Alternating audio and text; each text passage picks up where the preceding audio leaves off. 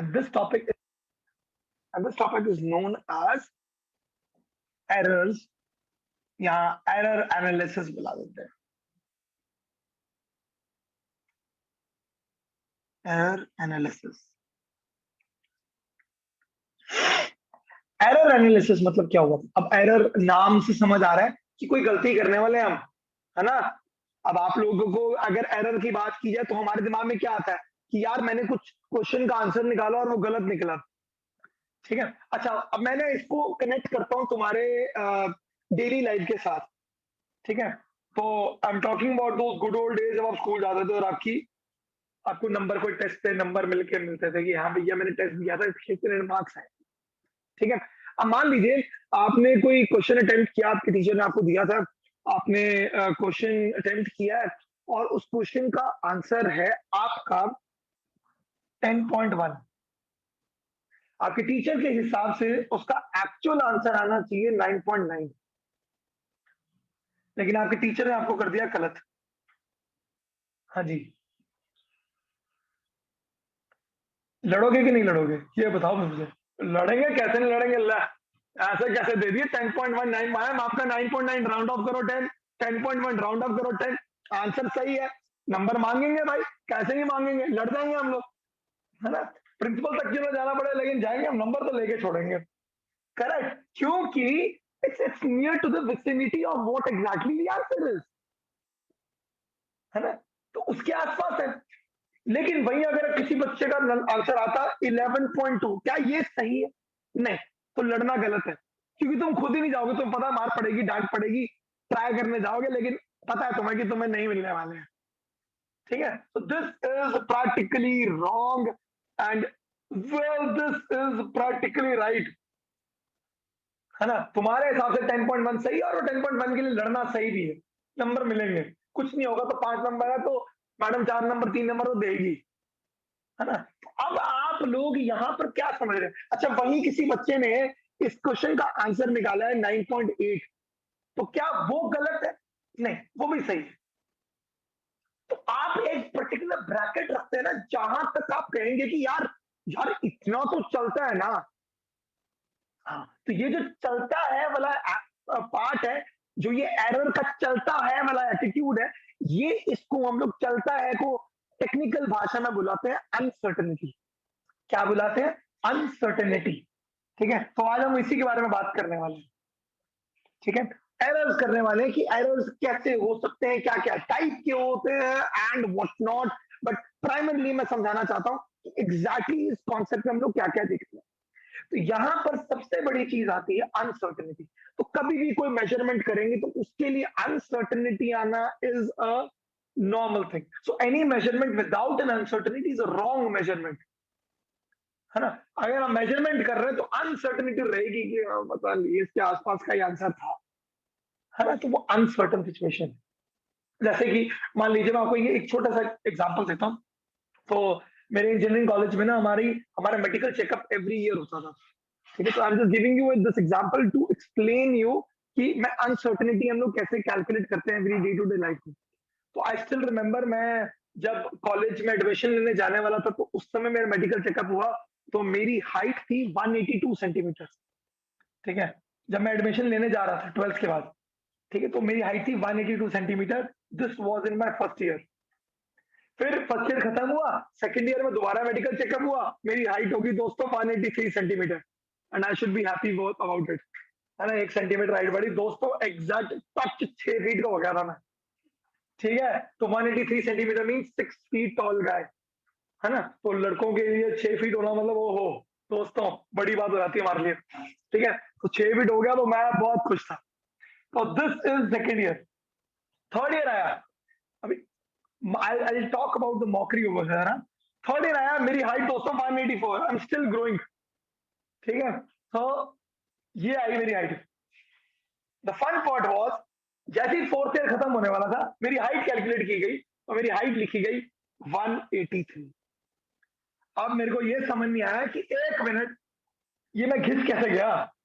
ये 1 centimetre height कैसे कम हो सकती है मेरी, है ना? 3 साल कॉलेज में निकाल दिया मतलब घिस गया भाई, पैर पूर घिस गए होंगे कहीं से, 1 सेंटीमीटर निकल गया मेरी हाइट में से, है ना? This is not possible, this is practically not possible, है ना? कि 184 के बाद 183 कैसे हो सकता हो?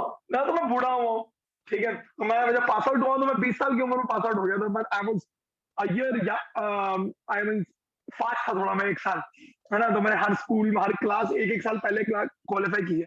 तो मैं 20 साल का था यार, 20 साल में मैंने कॉलेज पास आउट कर लिया था और मेरी हाइट कम कर रहे हो यार, मैं बूढ़ा थोड़ा हो गया हूँ, है ना? So there was a problem. There is a problem. And I was like, okay, man, I am not getting it now. अब प्रॉब्लम क्या थी? जो हमारा मेडिकल ऑफिसर हमारी हाइट चेक करता था, वो था 5 फुट 3 इंच। अब जब मैं वो मेरे को वहां से कहता था कि हाँ, राहुल खड़े हो जा, तेरी हाइट लेने वाला हूँ, तो मैं जानबूझकर ऐसे खड़ा होने के बजाय ऐसे खड़ा हो जाता था। सर, लो मेरी हाइट। तो मैं जानबूझ के खड़ा क्योंकि मेरे को बड़ा मजा आता था। वो थोड़ा टकला सा था, तो वो मेरे सामने छलांगे मारता था हाइट कैलकुलेट करने के लिए, क्योंकि उसको उसका हाथ नहीं पहुंचता था मेरे सिर तक। तो मेरे को बड़ा मजा आता था उसका पंगे लेने में। तो वो क्या है, वहां पर क्या है, क्योंकि वो खुद पतला था तो उसके चक्कर में वो मेरी हाइट कभी सही तरीके से कैलकुलेट ही नहीं कर पाया। ठीक है? तो I M practically 183 centimetre toll. I was never 184. So this was a wrong calculation. And going back to 183 was really dangerous for me. मेरे को समझ नहीं आ रहा था कि ये क्या हो गया भाई। पता है कितनी नींद नहीं आई मेरे को रात में, क्या बात कर रहा है यार, 1 सेंटीमीटर कैसे कम हो सकती है ना? तो this was the problem. Now the problem comes up is, इसका मतलब मेरी हाइट एक्चुअल में कितनी है? टू बी वेरी प्रिसाइज, मेरी हाइट है 183 प्लस माइनस 1 सेंटीमीटर। करेक्ट है ना? तो कभी भी मैं कहीं पे जाऊं, कोई मेरी हाइट बोले नहीं तेरी 182 है, कोई बोले मेरी हाइट 183 है, कोई मेरे को बोले तेरी हाइट 184 है, सही है, क्योंकि मेजर कैलकुलेशन क्या है, वो ये है, 1 सेंटीमीटर ऊपर नीचे होना नॉर्मल है। ठीक है? लेकिन जनरली ह्यूमंस के सिनारियो में हम लोग हाइट को कभी भी इस स्केल पे नहीं रखते हैं, हम रखते हैं इस पे। I can actually explain you this too. ठीक है? I give you a thing, ठीक है? एक एज अ ऐसी नोट दे रहा हूँ फ्री पॉकेट के फंडे, ठीक है? तो थोड़ा सा लॉजिकल थॉट भी सिखाता हूँ। अब मैं तुम्हें एक और चीज, एक और कहानी के साथ एक और कहानी सुनाता हूँ। ठीक है? तो जब मैं कॉलेज में एंटर किया था, आई स्टिल रिमेम्बर, मेरा कॉलेज का, we used to have our individual rooms. हमारे कॉलेज में कहीं पर भी शेयरिंग रूम का फंडा नहीं था, which was the best part. ठीक है? तुम्हारी अपनी प्राइवेसी है, तुम्हारा खुद का अपना एक रूम है। ठीक है? तो मेरा अपना रूम था, जो कि जेन्युइनली मुन्ना भाई वाला मेरे को डायलॉग याद आता कि अरे भाई ये तो खुलता ही खत्म हो गया, और वैसा वाला था, खोला है खत्म, रूम खत्म। ठीक है? तुम एंटर किए और खत्म। I still remember the look of it. I have been into it like 4 long years. So I still remember you enter and you see, सीधा सामने तुम्हें दिखेगी खिड़की। खिड़की मतलब एकदम जेल वाली खिड़की, बहुत ही मजेदार। ऐसे एकदम, ऐसे मतलब बाहर कैसे कैदी नंबर 786 रूम से बाहर देख रहा है, वैसे वाला फील आता था। ठीक है? यहाँ था हमारा बेड, बहुत बढ़िया दोस्तों। बेड था सीमेंट का, क्योंकि वो सीमेंट का बेड था, उसके ऊपर गद्दा रखते थे, तो उन्होंने बनाया हुआ था प्री फिक्स्ड। और यहाँ पे थी हमारी कबर्ड, ऐसे यहाँ पर कबर्ड थी। ठीक है? तो बड़ा एकदम 3 डायमेंशनल, तो तुम्हारा डायग्राम बना के दिखाते हैं। बढ़िया। मैं इस कहानी के पीछे एक कैलकुलेशन छुपी हुई है, तो मैं समझाऊंगा तुम्हें। इन्होंने रूम, बस इतना ही था रूम दोस्तों, यहाँ पर इतना सा और तुम्हारी जगह, यहाँ पर तुम टेबल चेयर लगा सकते हो, खत्म होगी दोस्तों, यहाँ से इतना ही रूम है। This was the room. ठीक है? अब I am going into the story behind it. I still remember the first day I got into it. I actually asked my warden कि ये बेड कितना लंबा है, तो उसने बोला 6 फीट का है। ठीक है? तो हम इंजीनियरिंग कर रहे थे ना, तो हमारे को इंजीनियरिंग वैसे तो कुछ आता नहीं। तो I been into a boys college ना, तो मेरे को लॉन्डो को कुछ नहीं, ऐसे छोटी छोटी चीजों में बड़ा मजा आता है करने में। तो मैंने एक्चुअली कैलकुलेट किया था, फाइंड आउट कर, मैंने ऐसे इंची टेप से मापा, तो हाँ हाँ दोस्तों, 183 सेंटीमीटर, मेरी हाइट 182 सब मैंने मापा, 183 परफेक्ट मेरे लिए, एकदम बढ़िया। मैं एकदम पैक हो जाऊंगा, एकदम फुल। सिर लगेगा दीवार पे, पैर लगेंगे कबर्ड पे, एंड मैं सेट पूरा। ठीक है? 6 फीट लंबा, आराम से आदमी सो सकता है। Now the problem comes up, मैं कभी फिट नहीं आ पाया इसके अंदर। अब मैंने कैलकुलेट भी किया, मैं तब भी फिट नहीं आ पाया। मेरे को हमेशा ऐसा ना, मेरे को आज तक आदत है टू कर्ल लेग्स टुगेदर, और मैं अभी भी पैर ऐसे कर्ल करके सोता हूँ, ठीक है। तो प्रॉब्लम, क्योंकि 4 साल की आदत है वो मेरी, तो हम सो ही नहीं पाते थे यार, यहाँ तो मुझे ऐसे टेढ़ा सोना पड़ता था डायगोनली, एक आधी लात नीचे लटकी होती थी भाई मार के, कहाँ सो रहा है। That was the attitude. अब क्या रीजन है कि मैं फिर फिट नहीं आ पाया। तो एक दिन हम लोग, मतलब पहली इंजीनियरिंग का मेरा जिंदगी का एक्सपेरिमेंट यही था शायद अपने ऊपर, हम लोगों ने, मैंने एक काम किया, मैंने अपने दोस्त को बुलाया, बेस्ट फ्रेंड को, मैंने कहा यार मेरी हाइट चेक। उसने मेरी हाइट चेक की, मेरी हाइट उस समय भी 183 सेंटीमीटर थी, तो मतलब ये रॉन्ग भी, ये भी गलत थी। उसने प्रॉपरली चेक की, मेरी हाइट 183 सेंटीमीटर, ठीक है। तो मैंने कहा मैं फिट क्यों नहीं आता, हम लोगों ने वो भी कैलकुलेट किया, वो भी 183। फिर मैं सोचा कि एक काम करते हैं, लेट जाते हैं। तो मैंने कहा एक काम करता हूँ, मैं जमीन पे लेट रहा हूँ, मेरे को 5 मिनट एकदम चिल मारने दे, रिलैक्स करने दे, let me relax my body to get into that mode कि मैं सोने वाला हूँ, ठीक है। और उस समय तू मेरी हाइट कैलकुलेट कर, कोई डिफरेंस आना चाहिए, नहीं आना चाहिए था, लॉजिकली नहीं आना चाहिए था। मैं लेटा, उसने मेरी हाइट चेक की, एंड दोस्तों मेरी हाइट थी 185.5 सेंटीमीटर। तड़ा, मेरी हाइट बढ़ गई दोस्तों। और हम लोग जो परेशान कि उसने, मैंने कहा तुमने गलत किया, रुक दोबारा करते हैं। तो वी रिपीटेड दिस एक्सपेरिमेंट। तो मैंने अपने दोस्त को बोला कि इधर आ रहे, तेरी मैं हाइट चेक करूंगा। तो उसको लेटाया, 5 मिनट लेट, तो मैंने उसकी हाइट चेक की, तरह same story. So the problem comes up, ये क्या है, व्हाट इज दिस नॉनसेंस, ये कैसे हो सकता है। You do understand 2.5 centimetre means 1 inch. It implies when I am standing, I'm 6 feet tall. When I'm lying down, I'm 6'1". ठीक है, मेरी जिंदगी में 1 इंच हाइट बढ़ जाती है, 6 क्रॉस कर लेता हूं मैं सोते टाइम, ठीक है। There is no substantial difference, but there is a difference. We got to know, भाई साहब जो सोचा है ना उसके बाद, that is our first thought experiment मैंने अपनी जिंदगी में किया। I got to know what is the reason behind it, the reason behind this, and this is the reality. The reason behind why there is a difference of 1 inch when I'm sleeping and I'm standing, the reason is my spinal cord. When I'm standing, spinal cord is not a bamboo. It's not a bamboo stick. अगर bamboo stick होती तो मैं ये नहीं कर सकता था, ये नहीं कर सकता था ना, ये नहीं कर सकता था मैं, है ना। बैम्बू स्टिक होती है ना, सीधा होता है ऐसा, तुम लोग ऐसे ही होते हैं, बस कुछ नहीं है। हम लोग 3 डायमेंशनली ऐसे मूव करते हैं, नहीं, ठीक है।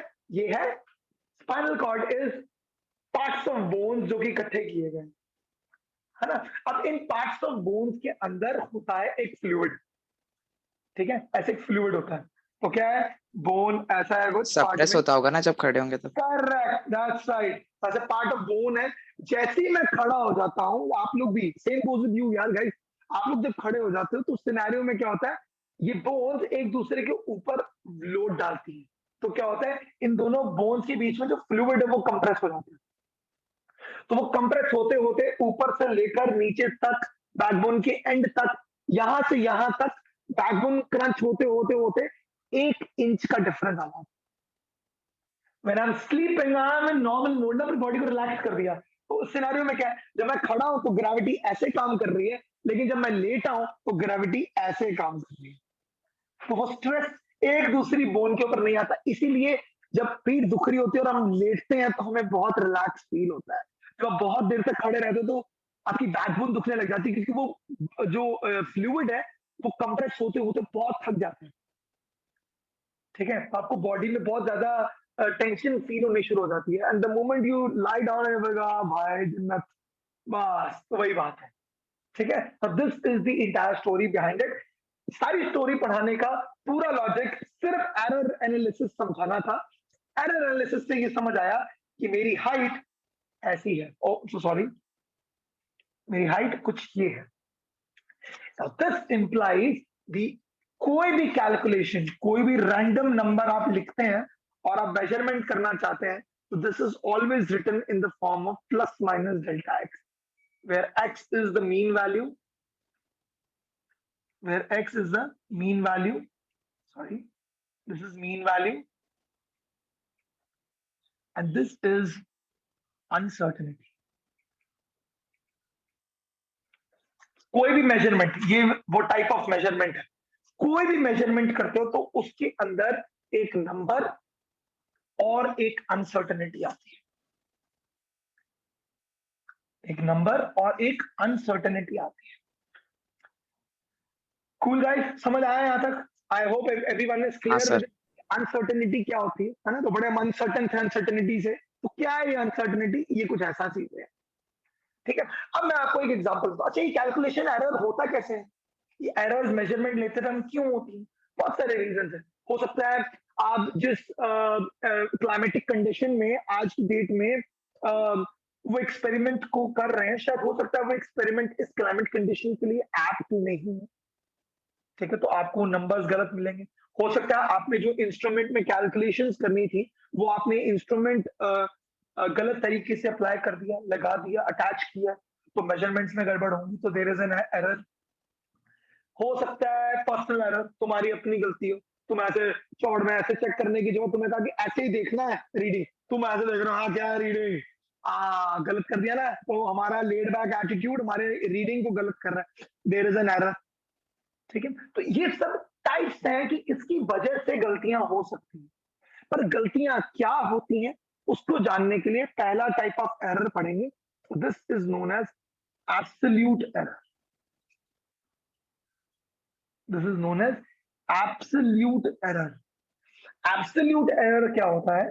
देखिए, मान लीजिए अगर मैं आप लोगों में से कुछ लोगों को बुलाता हूं और कहता हूं कि एक काम करो, ये दो नंबर्स के बीच में, ये दो पॉइंट्स के बीच की मेजरमेंट को कैलकुलेट करके मुझे नंबर बता दीजिए, ठीक है। मान लीजिए ये लेंथ जो है वो अप्रोक्सीमेटली 6 सेंटीमीटर के आसपास लग रही है, तो मान लेते 6 सेंटीमीटर ही, ठीक है। तो मैंने एक एक करके लोगों को बुलाया, तो चलो जिनके अभी right now I am able to see, जिनको भी देख पा रहा हूँ उन्हीं के नाम यूज कर रहा हूँ, ठीक है। तो मैंने सिद्धि को बुलाया, मैंने कहा सिद्धि बेटा कितना है, तो सुनवाई वो कहती सर 6 सेंटीमीटर। तो first calculation was given by Siddhi, she said sir it's 6 point, चलो 6.1 सेंटीमीटर, सिद्धि ने मुझे 6.1 बोला, क्योंकि Siddhi actually calculated from last point to last point, है ना। अभी तो आपकी मर्जी है। Then I called let's say Sindhura को बुलाया, तो सिंधुरा आया, सिंधुरा ने किया, सिंधुरा कहती सर मैं बताती हूँ, आंसर है 5.9। अब सिंधुरा ने क्या किया, सिंधुरा ने अंदर वाले पॉइंट्स को कैलकुलेट कर दिया। तो मैंने सादिक को बुलाया, सादिक कहता सर मेरे हिसाब से 6 है।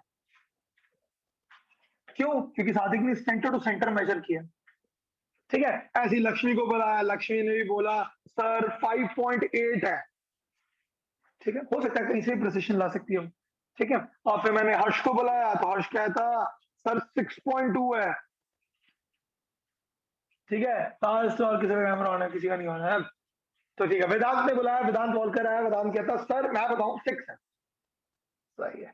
तो 6 रीडिंग 6 बच्चों ने मेरे को लाके दे दी, ठीक है। 6 रीडिंग फ्रॉम 6 डिफरेंट स्टूडेंट्स। अब भाई मेरे को क्या पता क्या सही है, तुम लोग क्या कहोगे? ये नंबर देखोगे तो तुम्हें क्या कहे, हाँ यार 6 आंसर है ना, 6 के आगे पीछे सब सही है, सही बात है ना। हमारा लेट बैक एटीट्यूड यही बोलता है कि यहाँ 6 है, इसका मतलब 2 पॉइंट के बीच का डिफरेंस 6 है ना। कोई 6.1 बोल रहा है, तो कोई 6.2 बोल रहा है, तो कोई 5.9 बोल रहा है, it's your choice, but answer 6। नहीं, हम ऐसे नहीं बोलते। हम लोग क्या करते हैं, हम लोग एब्सोल्यूट एरर का फॉर्मूला यूज करते हैं। तो एब्सोल्यूट एरर में दो चीजें निकालेंगे, एक निकालेंगे mean value. The mean can be calculated by, obviously जितनी भी रीडिंग्स हम लोगों ने ली हैं, उन सारी रीडिंग्स को हम लोग सीधा ऐड करके जितनी नंबर ऑफ रीडिंग्स है उनसे डिवाइड कर देंगे। x1 x2 x3 ऐसे करते करते xn तक जितनी भी रीडिंग्स है उन सबको नंबर ऑफ रीडिंग से डिवाइड कर दीजिए। सेकेंड प्रोसेस आता है अनसर्टेनिटी निकालने का, या इसको हम लोग मीन एब्सोल्यूट एरर भी बुलाते हैं। क्या बुलाते हैं? Mean absolute error. तो ये कैसे फाइंड करेंगे ना दोस्तों? ये कुछ नहीं है, ये होगा मॉड ऑफ जो भी आपका मीन वैल्यू आया minus the actual calculation. Mod of, mod का मतलब क्या होता है?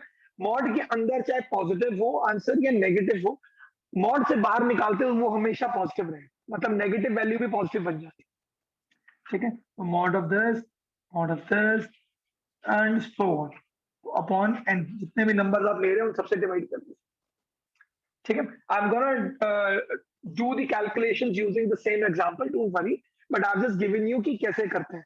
हेंस आंसर क्या आएगा फाइनली? फाइनली आंसर हम लोग लिख सकते हैं x is equal to x plus minus delta x। अब आपकी टीचर की डिस्क्रिप्शन है कि वो 9.9 अगर उन मैडम का आंसर है, आपका 10.1 है, क्या वो सही है या नहीं है, वो कैसे फाइंड आउट कर सकते हैं? वो ये कर सकते हैं कि जितने भी करेक्ट आंसर्स है आगे पीछे, वो एक अनसर्टेनिटी सेट करते हैं। ठीक है, कि उस अनसर्टेनिटी तक कोई भी आंसर मिलेंगे मुझे तो वो करेक्ट है, नहीं वो गलत ही है। ठीक है, अब हम लोग क्या करने वाले हैं, अगर मान लीजिए ये जो 6 बच्चों ने मुझे ये कैलकुलेशंस दी हैं, मैं उन्हीं कैलकुलेशंस को यूज करते हुए इस क्वेश्चन को सॉल्व करूं, तो x का वैल्यू क्या आएगा दोस्तों? वो आएगा 6.1 plus 5.9 plus 6 plus 5.8 plus 6.2 plus sorry plus 6 by 6, क्योंकि 6 नंबर है। ठीक है, तो क्या हो जाएगा दोस्तों? 6.1 और 5.9 और कितने हैं? 6 है ना, 36 आएगा। 36 36 बाय 6, तो आंसर इज 6.0 इटसेल्फ। और सही है, हम लोग हमने वो लगाया 6 के आसपास है ना, 6 आ गया ना। ठीक है, तो हो गया। अब वहीं डेल्टा एक्स निकालिए। डेल्टा एक्स कुछ नहीं है, जो भी आपका मीन वैल्यू आया 6 minus 6.1 plus 6 minus 5.9 plus 6 minus 6 plus 6 minus 5.8 plus 6 minus 6.2 plus 6 minus 6 by 6। यहाँ पर बच्चों एक ही चीज का ध्यान रखना है, नेगेटिव भी पॉजिटिव बन जाएगा। जैसे 6 माइनस 6.1 माइनस 0.1 है, लेकिन मॉड से बाद निकालेंगे तो क्या आएगा? 0.1 plus 0.1 plus 0 plus 0.2 plus 0.2 plus 0 by 6। तो 0.2 0.2 0.4 0.4 0.5 0.6, तो 0.6 by 6, so the answer is 0.1. So final answer is 6.0 plus minus 0.1 centimeters. This implies कहीं ना कहीं शायद लक्ष्मी ने और हर्ष ने गलती की थी, करेक्ट? क्योंकि आप लोगों ने आंसर क्या दिया? 5.8 और 6.2, वो इस ब्रैकेट से बाहर है। दैट्स रॉन्ग, है ना? तुम्हारी टीचर एक सेट करेगी आंसर कि यार दोस्तों एक काम करता है 9.9 है, तो आपको अब सारे बच्चे उसके बाद आ जाएंगे कि सर मैम मेरा भी है मेरा भी है, तो बेटर क्या कहेंगी मैम? मैम बोलेंगे एक काम करो, सारे मत में सिर पे चढ़ो, जिसका भी आंसर 9.7 से लेकर 10.2 के बीच में वो आ जाए, बस फिल्टर हो गए। तो 11 पॉइंट वाला क्वेश्चन वाला बच्चा खुद ही नहीं आएगा क्लास में पूछने के लिए, डांट खड़ेगी, है ना? डांट खाने वाला नहीं तो वो क्या कहते हैं, तो हमारे पास एक ब्रैकेट मिल गई। तो वो ब्रैकेट हम लोग कैसे सेट कर रहे हैं? कुछ ऐसे कहां से लेकर कहां तक का आंसर करेक्ट है। आई होप सबको एब्सोल्यूट एरर समझ आए। It's very simple, straight forward, हम लोग एकदम आराम से सिर्फ नंबर्स का मीन निकाल के और उनका मीन एब्सोल्यूट एरर निकाल के दोनों को प्लस माइनस के फॉर्मेट में प्लेस कर। Very good, please everyone sir एक सेकंड प्रीवियस पेज दिखाइए ना। Please please please teacher. Sir error analysis के बाद यही से लिखना स्टार्ट करें? हाँ जी हाँ जी बिल्कुल बेटा। Done sir. ओके तो रुको सर, सर नहीं आता। ओके, नोट कर लीजिए प्लीज। राइट, तो इट्स वेरी सिंपल, बहुत ही सिंपल सा फंडा है, बहुत ही आसान सा है। आप इसी पे ध्यान रखेंगे, आगे में जितने भी कॉन्सेप्ट्स आगे यूज होने वाले हैं वो इन्हीं नंबर्स को यूज करते हुए करने, इसी फंडामेंटल को करते हुए आएंगे। आगे के जो फॉर्मूला भी बनेंगे वो इन्हीं फंडामेंटल्स के ऊपर बेस्ड है। ठीक है एवरीवन, ठीक है, moving ahead, I am not wasting much time on this. आप ये नोट करना चाहते हैं आप कर लीजिए, नहीं तो हम लोग आगे बढ़ेंगे और दो टाइप ऑफ एरर पढ़ने वाले।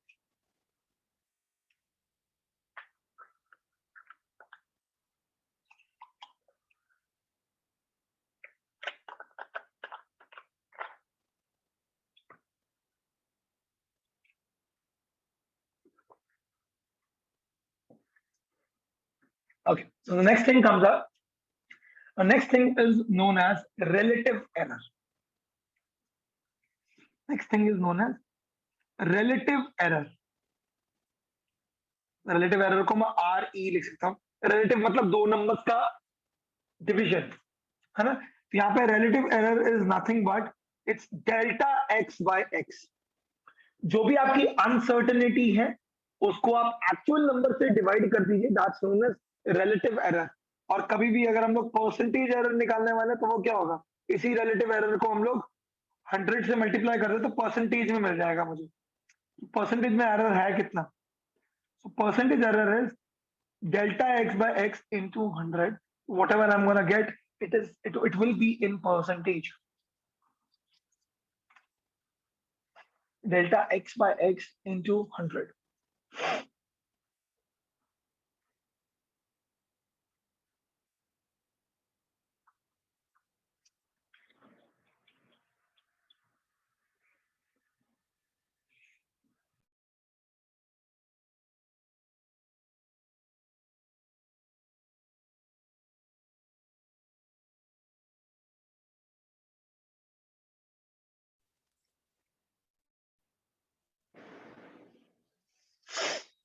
Right guys, moving ahead.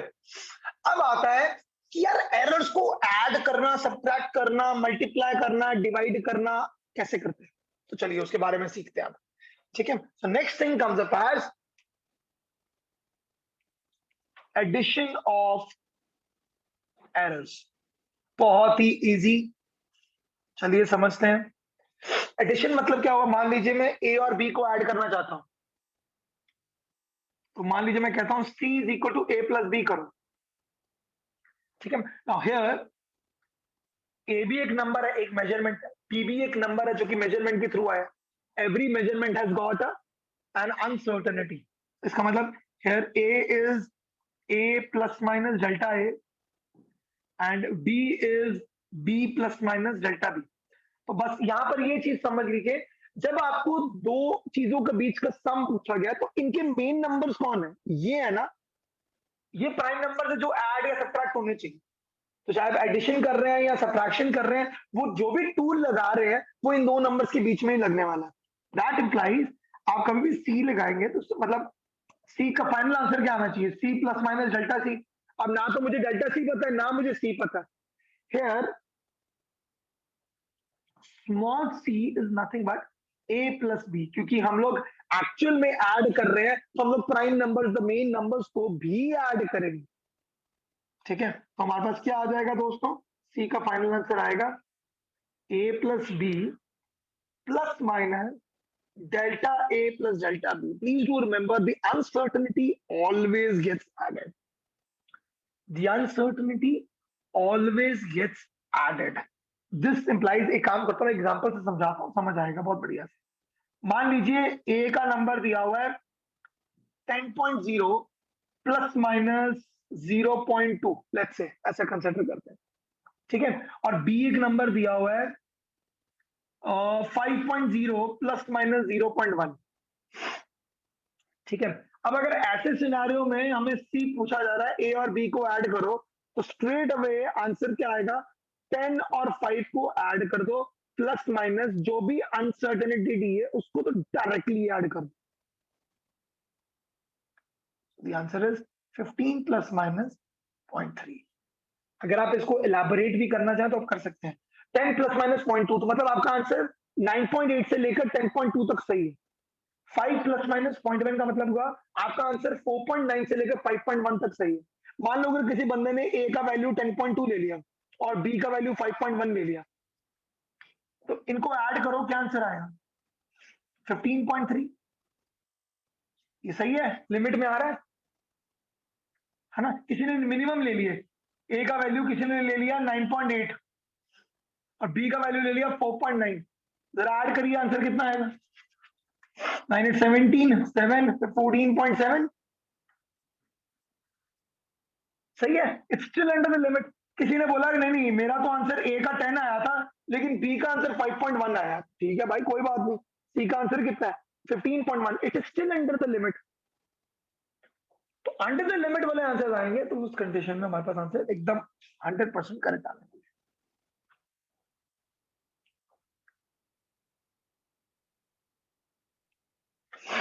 सी का आंसर 15.1 ही आएगा।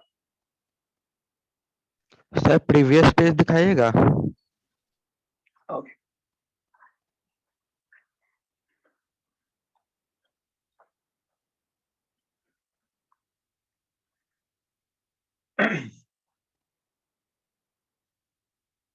Right, moving Okay, ahead. sir.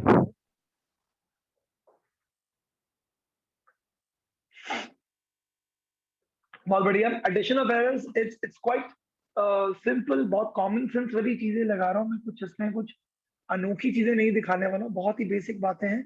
आपको सिर्फ इतना ही समझना है कि ऐड करना है तो प्राइम नंबर्स को ऐड करेंगे, सब्ट्रैक्ट करना है तो प्राइम नंबर्स को सब्ट्रैक्ट करेंगे. Uncertainty always gets added. ठीक है, यही रूल सब्ट्रैक्शन में भी काम आने वाला है. ठीक है, तो सब्ट्रैक्शन ऑफ एरर्स क्या बताता है, आप लोग प्लीज इसको पहले नोट कर लीजिए. Then I will move ahead and I will talk about it.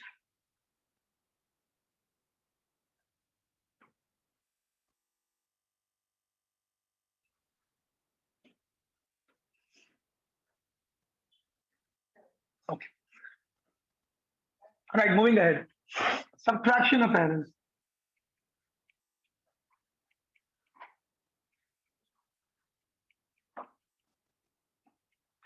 अब सब्ट्रैक्शन ऑफ एरर्स कैसे काम करते हैं, सेम प्रिंसिपल दोस्तों, कुछ अलग नहीं है.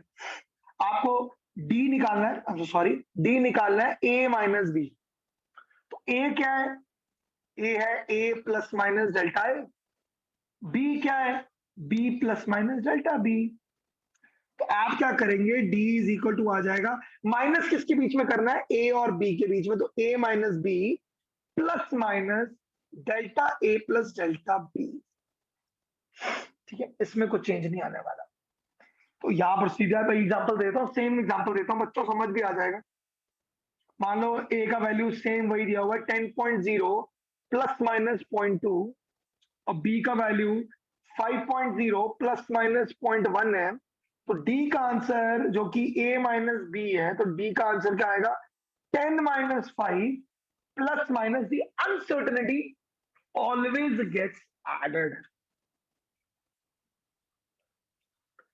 The answer is 5 plus minus 0.3 and that's the answer to this problem. अब इसकी भी एग्जांपल ले सकते हैं. क्या मैं सही हूं, सीधा नहीं मानना, प्रूव करेंगे हम. अगर मान लो ए का वैल्यू आपने लिख दिया 10.2 और बी का वैल्यू आपने लिख दिया 4.9, माइनस करो जरा, इसको माइनस करेंगे आंसर आएगा 5.3. लिमिट के अंदर है. किसी बच्चे ने ले लिया ए का वैल्यू 10, बी का वैल्यू 5.1, माइनस करिए आंसर कितना आया 4.9, लिमिट के अंदर है बिल्कुल. तो आप कोई भी नंबर ले लीजिए, एक्सट्रीम्स, चाहे पॉजिटिव एक्सट्रीम्स हो नेगेटिव एक्सट्रीम्स हो, मतलब हाईएस्ट नंबर हो या लोएस्ट नंबर हो, उनको कैसे भी आप ऑर्गेनाइज करके उनके आंसर्स निकाल लेंगे. उनका आंसर 5 प्लस माइनस 0.3 के अंदर ही आना चाहिए. ये इसका वर्किंग प्रिंसिपल है. I hope again subtraction and addition is very simple and I am very positive कि आपको क्लियर भी हो. राइट, हाँ सर. ठीक है जी, थैंक यू. ठीक है, तो कुछ इस तरीके से एडिशन और सब्ट्रैक्शन काम करता है. अब मल्टीप्लिकेशन एंड डिवीजन करते वक्त थोड़ा से रूल्स थोड़े से स्पाइस्ड अप है, थोड़ा सा अलग है, थोड़े से फैंसी है. ठीक है, तो हम उनको पढ़ते हैं, लेकिन बेस्ट पार्ट क्या, दोनों का फॉर्मूला सेम है. ठीक है, तो मैं भी ये बात करता हूं कि मल्टीप्लिकेशन एंड डिवीजन में कैसे काम करता है. Let's talk about it. I hope सबने नोट कर लिया ये. तो शुड आई मूव अहेड? हाँ सर. ठीक है, चलेगा. तो आगे बढ़ते हैं और अब हम लोग करते हैं मल्टीप्लिकेशन ऑफ एरर्स. तो मल्टीप्लिकेशन कैसे होगा,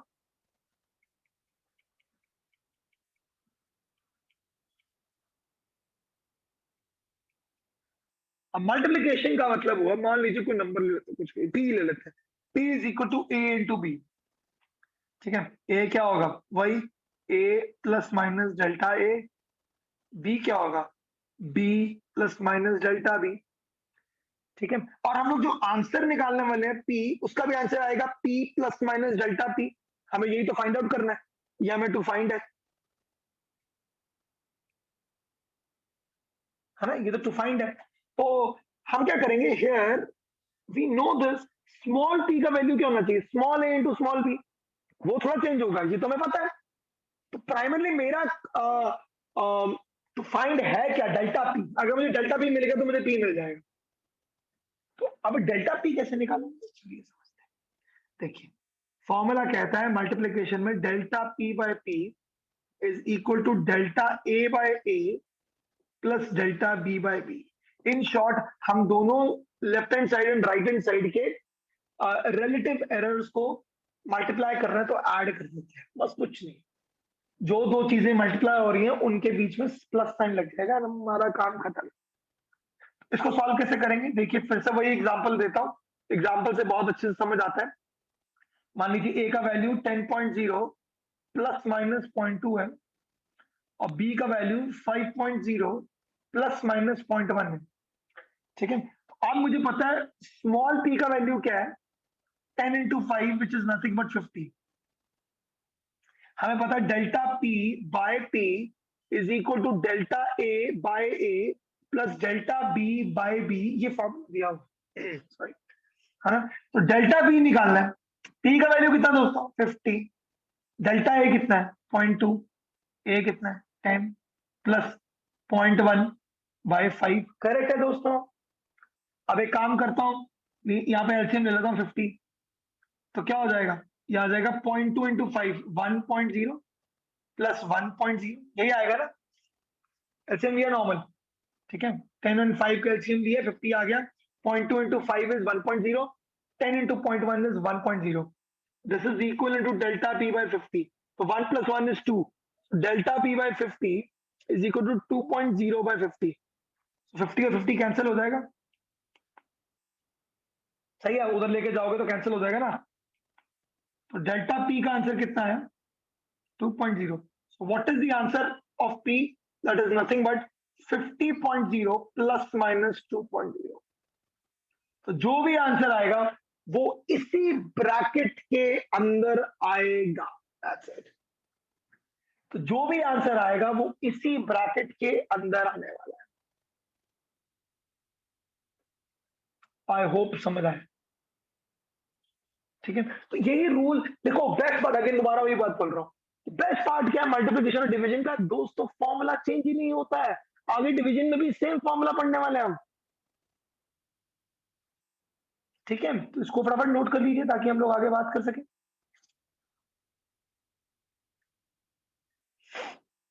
और अगर आपको एक बार मल्टीप्लिकेशन डिवीजन समझ आ गया तो आगे के फंडे बहुत आसान है, जो कि लास्ट एंड फाइनल रूल रहेगा, उसके बाद पावर रूल। वो पावर रूल एक बार समझ आ गया, error and analysis completely sort. Cool,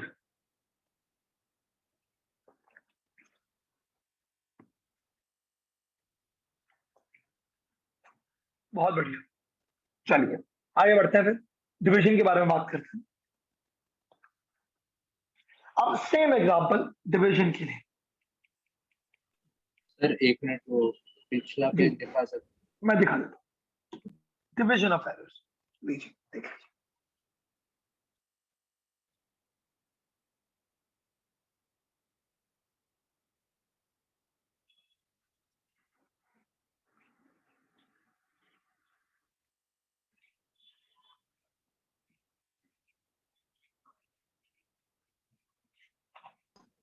हाँ सर। ओके राइट, डिवीजन में क्या करने वाले हैं, मान लीजिए कोई नाम दे देते हैं, कुछ भी दे देते हैं, आर दे देते हैं, r is equal to a by b, ठीक है। दो नंबर्स को डिवाइड करना है।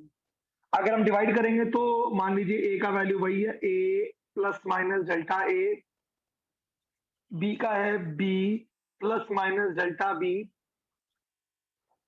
हम डिवाइड कर रहे हैं तो आर का आंसर आना चाहिए r plus minus delta r, here small r is nothing but a by b है, करेक्ट है। तो हमें आर पता है, formula stays the same, delta r by r is equal to delta A by a plus delta B by B. यहां से हम लोग आर की वैल्यू निकाल सकते हैं, और सर डेल्टा आर की वैल्यू निकाल सकते हैं। अब एग्जांपल देते हैं, समझ आएगा दोस्तों। एग्जांपल में वही चीज, a is equal to 10.0 plus minus 0.2 दिया हुआ है, b का वैल्यू 5.0 प्लस माइनस 0.1 दिया हुआ है। अब मैं क्या करना चाहता हूं, मैं इन दोनों नंबर्स को करना चाहता हूं डिवाइड, तो r आ जाएगा 10/5, दैट इज 2.0। तो r तो मिल गया दोस्तों, लेकिन डेल्टा आर भी ढूंढना पड़ेगा, डेल्टा आर ढूंढते हैं। चलो, delta r by r is equal to delta A by a plus plus delta B by b. ठीक है, डेल्टा आर ये कैसे निकालेंगे? Delta r by 2 is equal to 0.2 by 10 plus 0.1 by 5। ठीक है, मैं चाहूं तो मैं गाइस इसको कैंसिल कर सकता हूं। ये कितना आ जाएगा? 0.1 बाय 5। तो मेरे पास फाइनल कंक्लूजन क्या मिल जाएगा? Delta r by 2 is equal to 0.2 by 5, where r is 2 itself.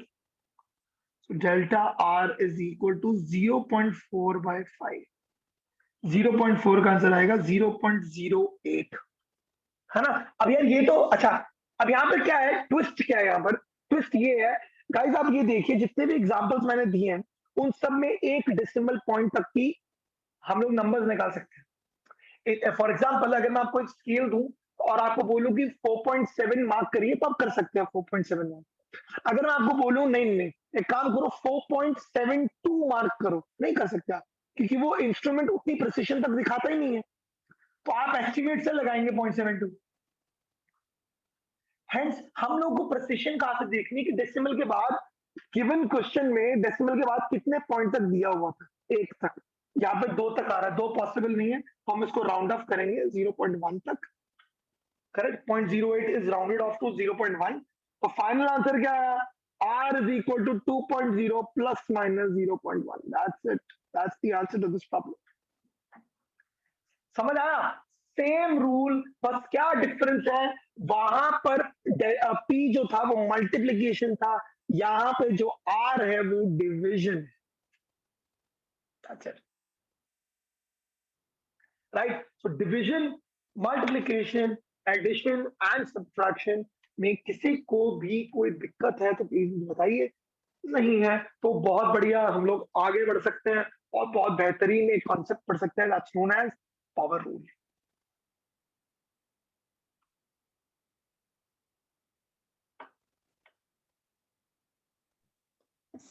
Sir एक बार आप रिपीट करेंगे, वो 0.08 को 1 राउंड ऑफ किया?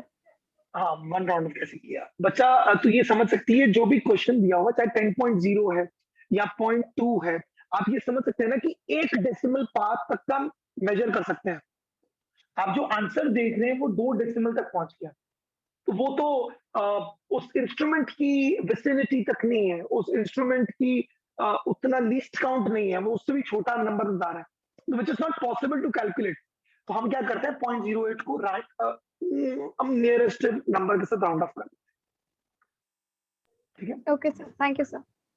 मान लो कि 0.04 आ जाता तो फिर 0 लिखते हैं। I can not do that. Precision मतलब ऑलमोस्ट सेम आंसर आना चाहिए। ठीक है, प्रिसिशन के विद इन होना बहुत जरूरी है।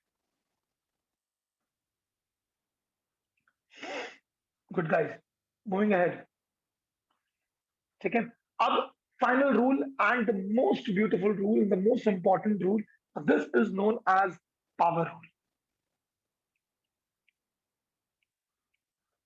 ठीक है, अगर पावर दी हुई है तो अब यहां पर थोड़ा सा ट्विस्ट भी है। पहले मैं बेसिक बताता हूं, फिर मैं आपको ट्विस्ट समझाऊंगा कि किस तरह के क्वेश्चंस को ट्विस्ट किया जाता है।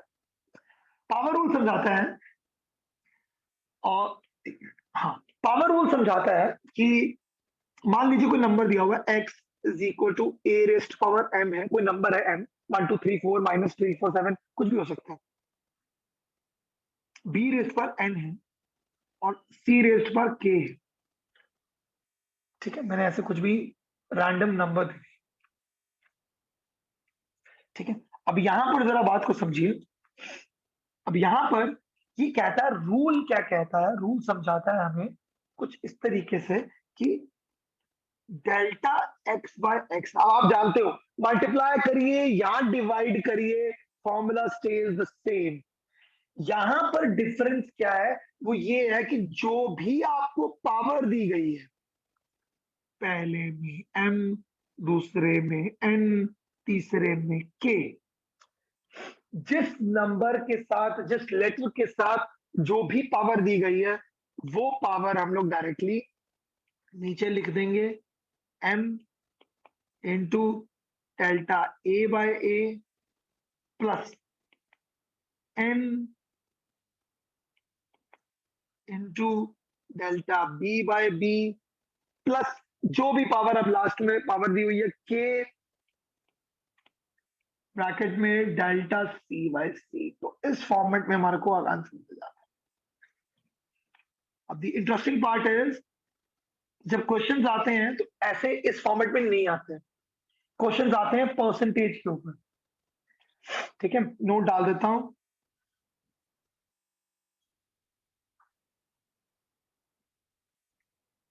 Questions on power rule usually comes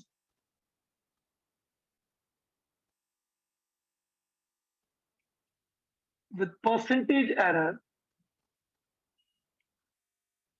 of x, of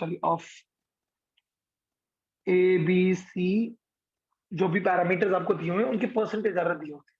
तो percentage error and you are required to find percentage error in x। तो हम क्या करते हैं, हम दोनों साइड्स को 100 से मल्टीप्लाई कर देते हैं।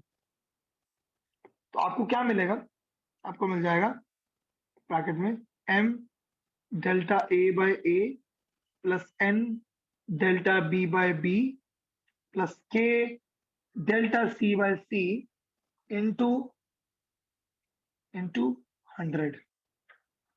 ठीक है, हम लोग क्या करते हैं, हम लोग 100 से डायरेक्टली मल्टीप्लाई कर देते हैं। तो अब अगर हम अंदर मल्टीप्लाई करेंगे तो क्या हो जाएगा, m delta a by a into 100, है ना।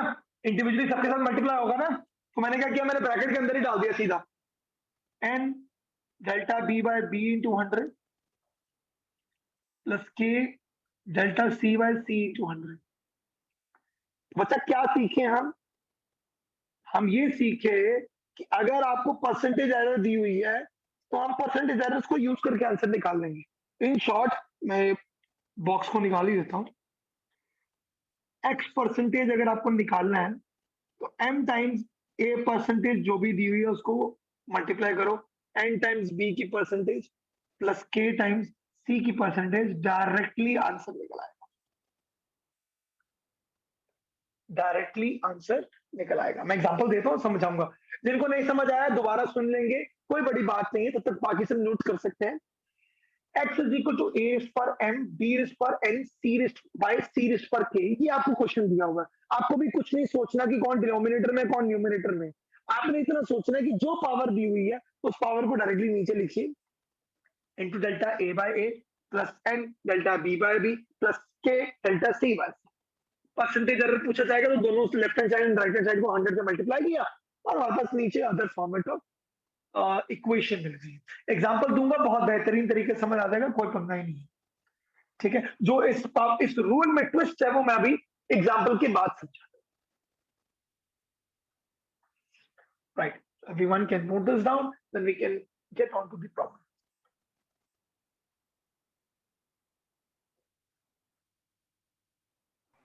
सर यस तो आप एक पेज पीछे जा सकते हैं।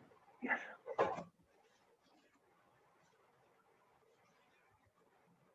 ओके सर, हो गया। Okay, thank you. Right, good enough. ठीक है, एग्जांपल दें, एक एग्जांपल से शुरू करते हैं। जब आप लोगों को कुछ भी नहीं गिवन दिया होगा, मतलब मैं आपको समझाता हूँ।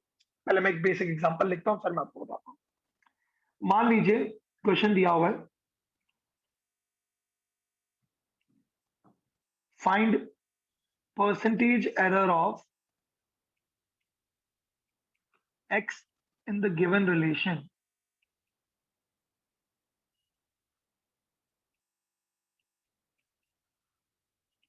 रिलेशन क्या दिया हुआ है, x is equal to a b square upon root c into D,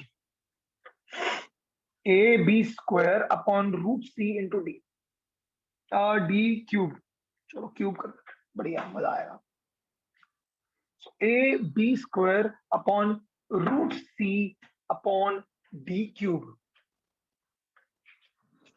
ठीक है, ये रिलेशन दिया हुआ है। अब यहां बोलते हैं here A has a percentage error of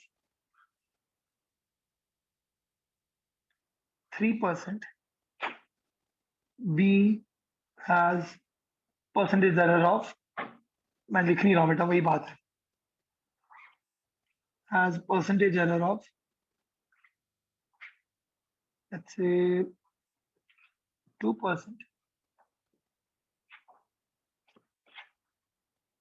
C has 4% error, and D has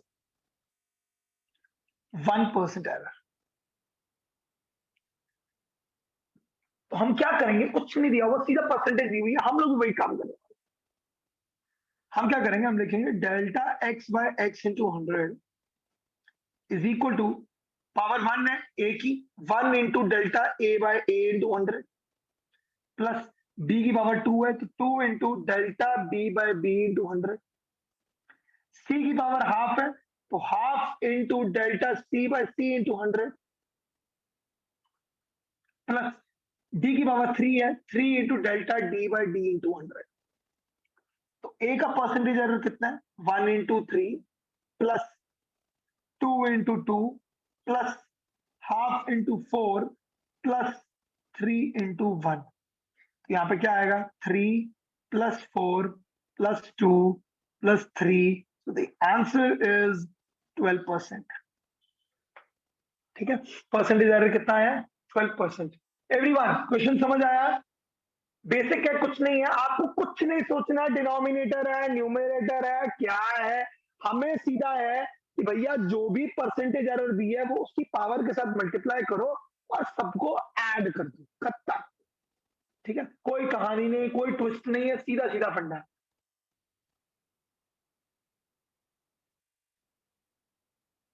हाँ सर। ठीक है, गुड। अब इसके अंदर ट्विस्ट हम सीखने वाले हैं। ठीक है, तो before I get on to twist, आप लोग प्लीज इसको लिख लीजिए, क्योंकि सेम क्वेश्चन मैं विद ट्विस्ट भी पढ़ाऊंगा। ठीक है, और उसमें आंसर अलग है।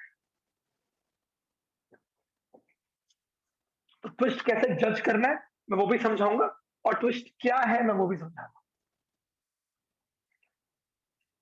ठीक है, अब क्या है इस केस में, मान लीजिए इस क्वेश्चन को थोड़ा सा ट्वीक किया। वो कैसे किया, उन्होंने बोला कि instead of giving you normal percentage they give you with science like plus and minus, increasing decreasing ना, और इंक्रीजिंग डिक्रीजिंग, और maximum minimum, something like that, ऐसे कुछ टर्म यूज कर दिए, going up coming down, something like that. ठीक है, तो अगर आपको मैं नोट डाल देता हूं, note, if in a problem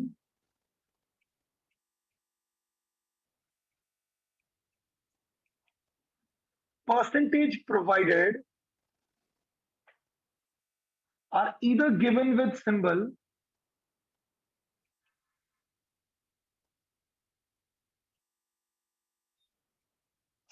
plus or minus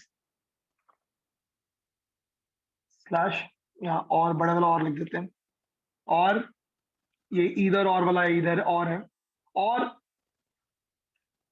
given with term like increasing or decreasing, then पहली बात क्या समझना है, then denominators, yeah, I should actually say this, then power of denominator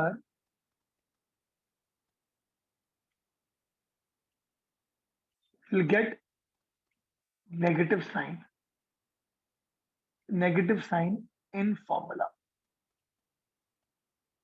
मतलब क्या हुआ इस चीज का, इसका मतलब है, मान लीजिए x is equal to a raise पर m b रेज़ पर n अपॉन c रेज़ पर k है, लेकिन अब दिया हुआ है a का पॉजिटिव परसेंटेज दिया हुआ है कुछ, b का नेगेटिव दिया हुआ है, और c का भी पॉजिटिव दिया हुआ है। तो पॉजिटिव का मतलब है इंक्रीजिंग, तो आपको अगर इंक्रीजिंग टर्म यूज की जाती है तो आप जो भी परसेंटेज एरर दी गई है उसके साथ प्लस साइन लगाएंगे।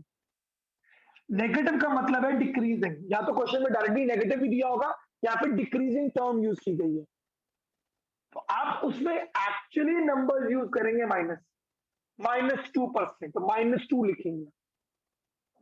ठीक है, B is again positive means increasing only. So the formula becomes, see this is a different story all in all. ये तो आपको परसेंटेज में A B C जो भी परसेंटेज में दी हुई है, but the formula, basic formula becomes delta x by x into 100 is equal to m delta A by A into 100 plus n delta B by B into 100 minus k delta C by C into 100। आप समझे, जो denominator का power है वो minus हो जाएगा, पहली बात। इसके अलावा अब बच्चा, आप ये बात समझ लीजिए, अब आप जब भी वैल्यूज डालेंगे तो A percentage positive in nature है, B परसेंटेज नेगेटिव है और C परसेंटेज भी पॉजिटिव। तो अब आप यहां पे -2%, -3% जो भी दिया हुआ वो लिखिए। ठीक है, I will give you an example. तो आपको एकदम, अगर थोड़ा सा भी ऐसा है कि अरे क्या किया एंड में समझ नहीं आया, तो अभी आपको समझ आ जाएगा।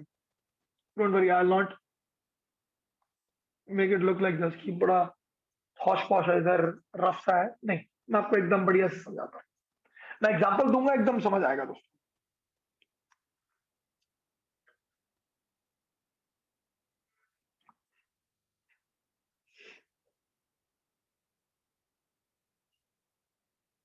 ठीक है, तो आप इसको लिख लेंगे and I will move ahead and आप लोगों को और बेटर तरीके से समझाने के लिए एग्जांपल।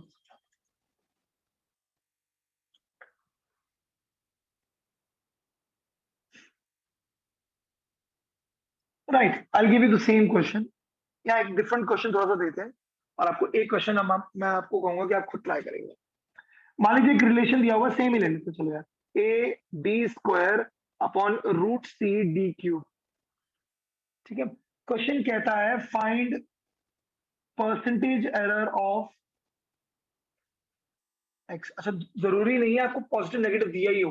मान लीजिए अगर आपको क्वेश्चन में कहीं पे प्लस माइनस नहीं दिया हुआ, ना इंक्रीजिंग डिक्रीजिंग क्वेश्चन में टर्म लिखी हुई है, लेकिन ऑप्शंस में लिखा हुआ है x is increasing by 2%, x is decreasing by 1%। तो ऑप्शन का मतलब है अब आप लोगों को modified form of formula use करना है, तो वो इंडिकेट कर रहा है आपको। ठीक है, find the percentage of x if a is increasing bye 3%, B is decreasing by 2%, C is increasing by 4%, and D is decreasing by 1%। ठीक है, सेम क्वेश्चन मैंने बस थोड़े अलग फॉर्मेट में लिखा दिया। तो पहली बात, सॉल्यूशन में हमारा दिमाग कुछ कहता ही नहीं है, इंक्रीजिंग डिक्रीजिंग दिख गया तो मतलब डिनोमिनेटर की पावर हो गई नेगेटिव, हेंस फॉर्मूला बन जाएगा delta x by x into 100 is equal to delta a by a into 100 plus 2 times delta b by b into 100 minus half delta c by c into 100 minus 3 delta d by d into 100। सही है ना, ऐसे लिख देंगे, formula change हो गया। अब कहां दिमाग लगाना है, अब ये लगाना है, इसका मतलब है +3%, इसका मतलब है -2%, इसका मतलब है +4%, इसका मतलब है -1%। सही है, इंक्रीजिंग मतलब पॉजिटिव, डिक्रीजिंग मतलब नेगेटिव। अब क्या करेंगे, अब ए को लिख देंगे 3% +2 into -2 minus half into +4 minus 3 into -1। सही है ना, तो जो इंक्रीजिंग है वो प्लस, जो डिक्रीजिंग है वो माइनस। लो भैया, आंसर क्या आएगा, 3 +2 into -2 is -4, -2 minus minus plus 3, correct? यही आएगा, -3 into -1 is +3, -half into 4 is -2, +2 into -2 is -4, and +3 is +3. तो +3 + 3 6 हो गया. Oh, okay, wow. No, that's strange. The answer is 0%. ठीक है, वो बाई चांस आंसर 0 आ गया. ठीक है, so that implies the due to the percentage change there is no change in the value of x. अगर आंसर पॉजिटिव आता तो इसका मतलब क्या है? x is increasing by that much percentage. जो भी ना आंसर आता, मान लो 2 आता तो x is +2 आंसर आता तो x is increasing by 2%. x का आंसर -2 आता तो x is decreasing by 2%. 0% का मतलब है there is no change happening. ठीक है, now this is the concept, this is the formula with the tweak, with the twist. समझ आया Sir. everyone? Yes. हाँ सर सी तो इंक्रीजिंग है ना, तो आपने माइनस क्यों लगाया? -half into डेल्टा बच्चा डिनोमिनेटर में है ना, यस सर, उसकी पावर हाफ है, वो माइनस हो जाएगी ना हाफ. Yes sir. सर अगर बी पॉजिटिव होता तो फिर वो प्लस ही होता. बी अगर पॉजिटिव होता तो हाँ प्लस होता, अगर ये इंक्रीजिंग होता तो +2 लिखता मैं. Okay sir.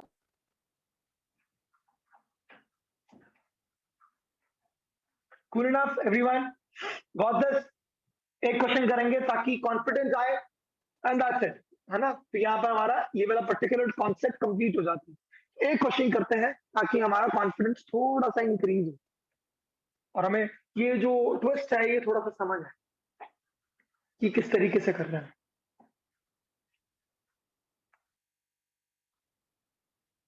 ठीक है, तो जरूरी नहीं है इंक्रीजिंग डिक्रीजिंग दे, डायरेक्टली प्लस माइनस लिख देंगे तो और अच्छा है.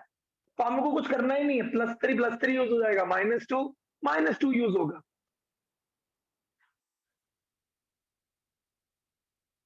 Okay, so I am giving you a question.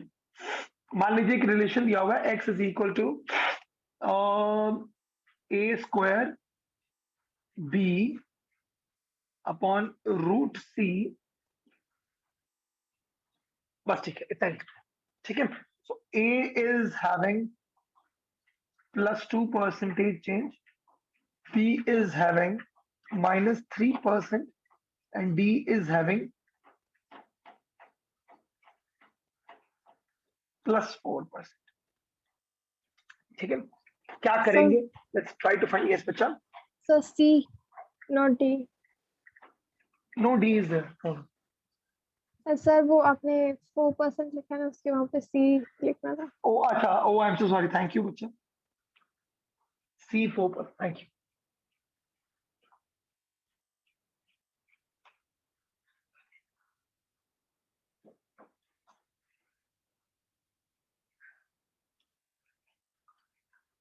Okay, ठीक है, तो वो करेंगे.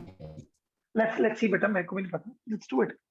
ठीक है, तो हम लोग सॉल्व करेंगे एक साथ ही. आप लोग करिए, मैं तब तक धीरे धीरे लगा हुआ हूँ. आप लोग अपना जल्दी जल्दी आंसर निकाल के रख सकते हैं अपने पास. Let at the end we will see कितनों का सही है, कितनों का गलत है. सॉरी,